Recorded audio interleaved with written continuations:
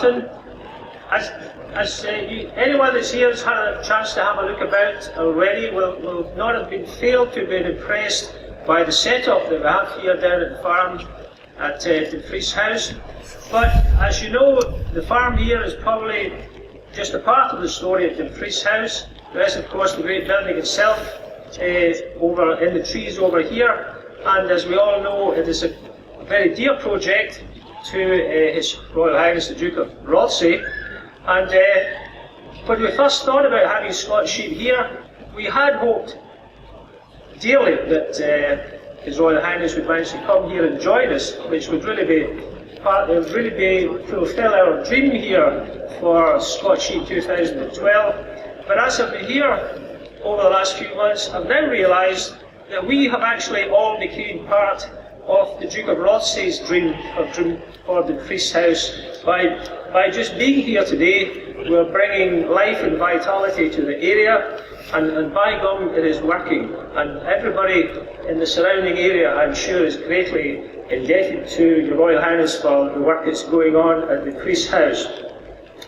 So what I would now like to do is, please, sir, if you could come forward here and officially announce or pronounce Scotsheep 2012 to be officially opened.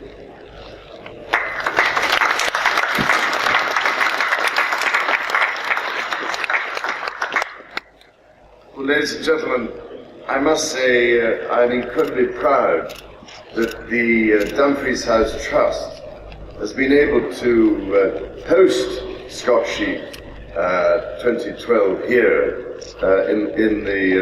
in the farm, and I'm particularly grateful to Morrison, who have played such an incredibly important role in bringing the farm back to life again.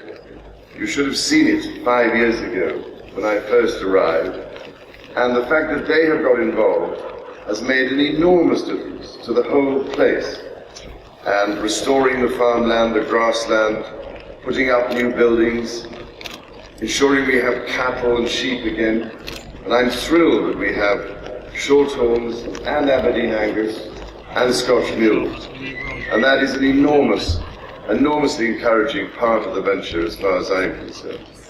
Because the traditional breeds, I think, are of equal importance in today's world. Now, I claim no responsibility whatsoever for the weather, despite a few remarks about weather forecasting. But I am told that if it had been a nice day, most of you wouldn't have turned up, because you would have had something much more important to be doing in the sunshine. So in a way, rain is a blessing, and I'm thrilled that the attendance appears to be so encouraging in today's event.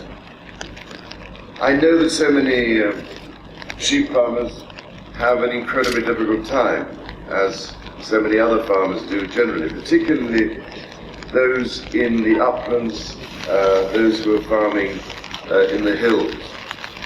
You have constant challenges, constant changes, volatility, fluctuations in prices, encouraging moments like last year, sometimes discouraging drops in prices. But I just wanted, if I may, very briefly to just pay a tribute to all those remarkable, resilient, unbelievably determined and tough sheep farmers, cattle farmers, all over this country, particularly in Scotland, who contribute such an enormous amount to this country's economy, and indeed to its social and environmental future. You are a remarkable breed, and I can only salute you on this occasion. And nothing could give me greater pleasure than to declare Scotsheep 2012 well and truly open.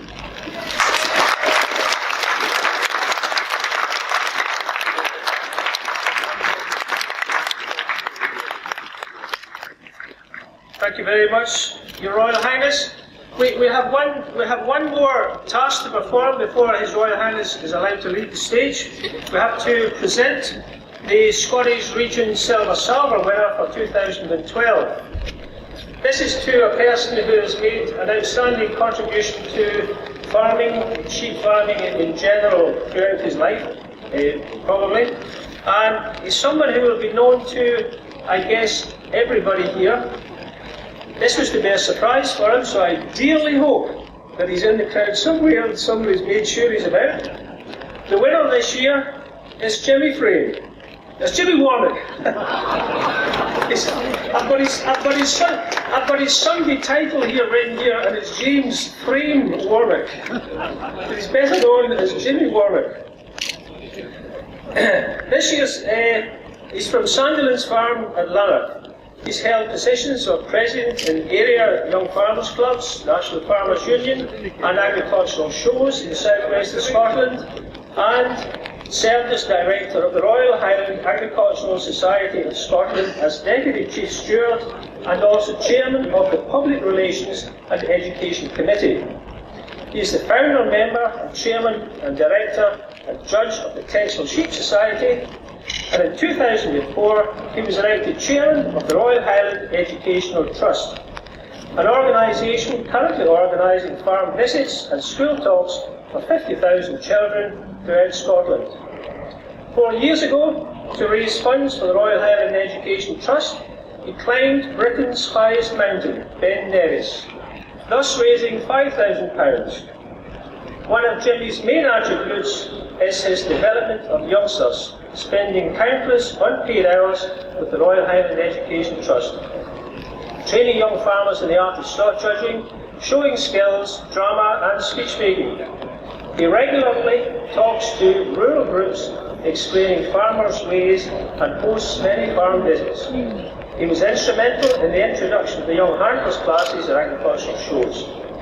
His voice can be often heard on the microphone at not less than 10 main rings throughout the year, including the Royal Highland Show, informing the general public and farming countryside about the field to fork story. So, Jimmy Frame, I see him here, thank goodness. Jimmy, please come forward, and if somebody could always also bring me the salver, I'd appreciate that. Here we go. And if your Royal Highness, the Duke of Broadsea, would do us the great honour of presenting this trophy to Jimmy.